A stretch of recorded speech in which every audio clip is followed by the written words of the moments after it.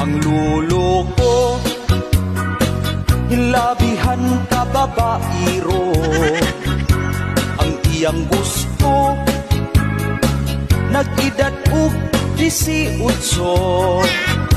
Sigurado nga akong lulo maganahan. Kung iyang makit-an, ang bugdo kaayog dughan. Uy, apo ko, imong tingog ayaw kusga. Kay basin o makadungog imong lola. Maawayan og iyahaon niyang tinudon. Nga kung mga pit ko, akong junior iyang putlon.